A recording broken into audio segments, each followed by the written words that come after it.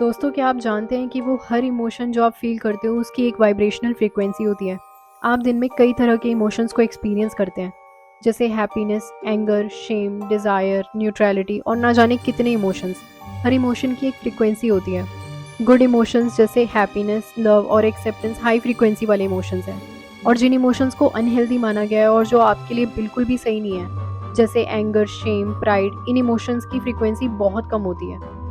दोस्तों, इमोशंस का असर हमारी हेल्थ पर काफ़ी गहरा होता है। जब हम खुश होते हैं तब हमारा दिल खुश होता है और हमारी बॉडी अच्छे से काम करती है, और जब हम दुखी या परेशान होते हैं तो इसका सीधा असर हमारी बॉडी पर पड़ता है। और दोस्तों, दुनिया में ज़्यादातर बीमारियों का कारण लोअर फ्रीक्वेंसी वाले इमोशंस होते हैं। लोअर फ्रीक्वेंसी वाले इमोशंस हमारी हेल्थ को डायरेक्टली इफेक्ट करते हैं। जब हम स्ट्रेस में होते हैं तब हमारी बॉडी स्ट्रेस हार्मोन्स जैसे कि कॉर्टिसोल को रिलीज़ करती है, जो हमारे हार्ट और बाकी बॉडी पार्ट्स पर बहुत नेगेटिव असर डाल सकता है।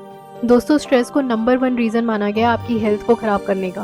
और जब भी आप खुश होते हो या हाई फ्रीक्वेंसी में होते हो तब आपकी बॉडी एंडोर्फिन नाम के हार्मोन को रिलीज़ करती है, जो हमारी बॉडी को रिलैक्स करने में मदद करता है। दोस्तों, इस वीडियो में हम इमोशनल फ्रीक्वेंसी चार्ट की मदद से जानेंगे अलग अलग इमोशंस की फ्रीक्वेंसी के बारे में, और आप कैसे अपनी फ्रीक्वेंसी को बढ़ा सकते हैं और कैसे उन नेगेटिव और लो फ्रीक्वेंसी वाले इमोशन से पीछा छुड़ाएं जो आपकी हेल्थ को नेगेटिवली इफेक्ट करते हैं।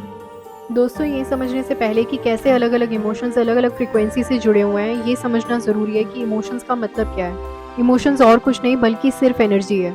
इमोशन वर्ड का मतलब है एनर्जी इन मोशन। जैसे एनर्जी एक फॉर्म से दूसरे फॉर्म में ट्रांसफ़र होती है, ठीक उसी तरह हमारे इमोशन भी लगातार बदलते रहते हैं। कुछ टाइम के लिए आप दुखी होते हो, अगले ही पल आप खुश होते हो। दोस्तों, ये इमोशंस टेम्पररी होते हैं। आपने 24 घंटे किसी को भी हंसते हुए नहीं देखा होगा। ऐसा कोई भी इमोशन नहीं है जो हमेशा के लिए बना रहे।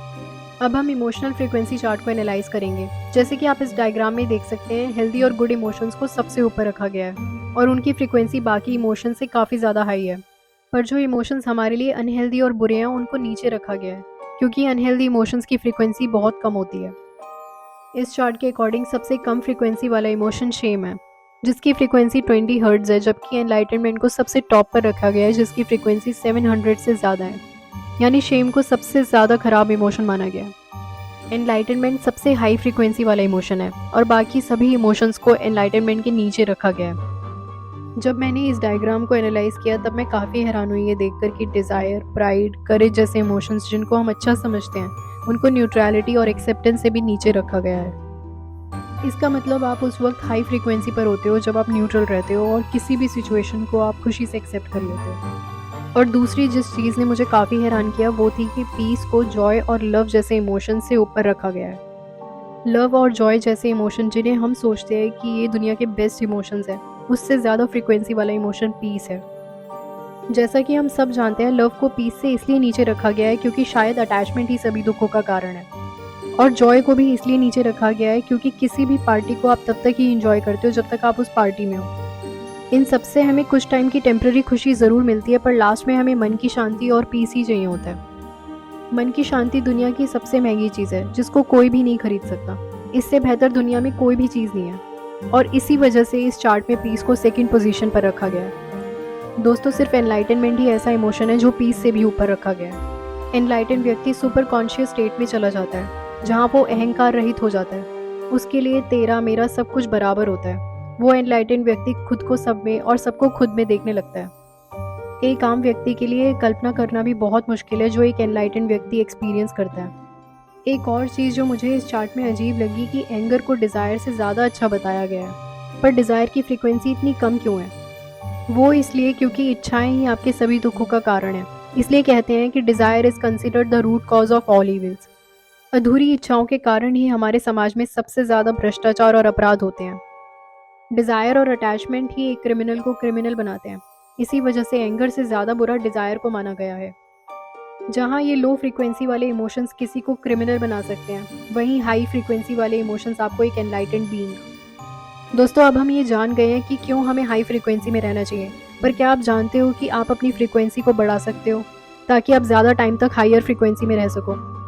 जैसे कि मैंने आपको बताया कि इमोशंस कुछ भी नहीं, बस एनर्जी वेव्स हैं, और क्वांटम मैकेनिक्स के हिसाब से आप इन एनर्जी वेव्स की शेप को चेंज कर सकते हो।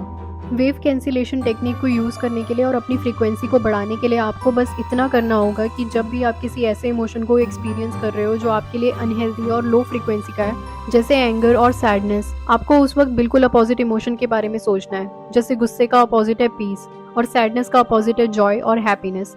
आप ये नोटिस करेंगे कि जैसे ही आप पीसफुल एक्सपीरियंस के बारे में सोचना स्टार्ट करेंगे, आपका गुस्सा शांत होने लग जाएगा।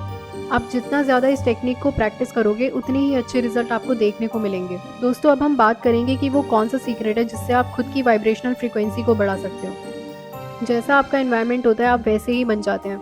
अगर आप उन लोगों के बीच में रहते हैं जिनकी वाइब्रेशन हाई है और जिनके साथ रहकर आप पॉजिटिव फील करते हैं, तो आप अपनी फ्रीक्वेंसी को बहुत आसानी से बढ़ा सकते हैं। लेकिन ये आप कैसे पहचानोगे कि जिनके साथ आप रह रहे हो उनकी फ्रीक्वेंसी हाई है? जो भी लोग हाई वाइब्रेशन में होते हैं वो शांत और खुश रहते हैं। उनका नेचर बहुत ही हेल्पफुल होता है और वो हमेशा लोगों की मदद करते हैं। आपके लिए जितना पॉसिबल हो आप उनके साथ उतना टाइम बिताएं और आप उन लोगों को अवॉइड करें जिनकी फ्रीक्वेंसी लो रहती है और जिनके साथ रहकर आपको नेगेटिव वाइब्स आती हैं। अपनी फ्रीक्वेंसी को बढ़ाने का एक और सबसे अच्छा तरीका है जो है ग्रेटफुल रहना। जब भी आप चीज़ों के लिए ग्रेटफुल होते हो और हर उस चीज़ के लिए आप शुक्रिया बोलते हो जो आपको भगवान ने दिया है, उससे आपकी फ्रीक्वेंसी बहुत तेज़ी से बढ़ने लगती है। कई बार हम लाइफ में अनसेफ फील करते हैं। हमें लगने लगता है कि हमारी लाइफ में कोई कमी है और हम अपनी किस्मत को दोष देने लगते हैं, पर वो हम सब कुछ भूल जाते हैं जो भी यूनिवर्स ने हमको दिया है। अगर हम ग्रेटफुल होने की आदत बना लेंगे तब हम और भी अच्छी चीज़ें अपनी लाइफ में अट्रैक्ट कर पाएंगे और जो कमी आपको अपनी लाइफ में पहले फील होती थी वो कमी भी आपको फील होना बंद हो जाएगी और आपकी सभी शिकायतें ख़त्म होने लगेंगी और इसलिए आप उस हायर फ्रिक्वेंसी में जाने लगते हो जहाँ पर आप पीस, जॉय और अनकंडीशनल लव को एक्सपीरियंस कर पाते हो। दोस्तों, आप नेचर में रहकर भी खुद की फ्रिक्वेंसी को बढ़ा सकते हो। जैसे जैसे हम अपनी असली पहचान से दूर हो जाते हैं और नकली पहचान में रहने लगते हैं, तब हम लोअर फ्रिक्वेंसी में चले जाते हैं और खुद की फ्रिक्वेंसी को फिर से बढ़ाने के लिए नेचर में टाइम बिताना बहुत ज़रूरी है। दोस्तों, बच्चों के साथ समय बिताकर भी आप अपनी फ्रिक्वेंसी को बढ़ा सकते हो क्योंकि बच्चों का दिल साफ होता है और उनमें कोई पाप नहीं होता।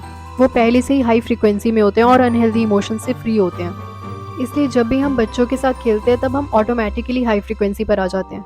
आई होप आप इन टेक्निक्स को यूज़ करके खुद को हाई फ्रिक्वेंसी पर ला पाओगे और अपनी लाइफ में आप सब कुछ अच्छा ही अट्रैक्ट करोगे। दोस्तों, अगर आपका कोई सवाल है तो आप कमेंट करके हमें बता सकते हैं और अगर आपको ये वीडियो पसंद आए तो लाइक, शेयर और सब्सक्राइब करना ना भूलें। Thanks for watching.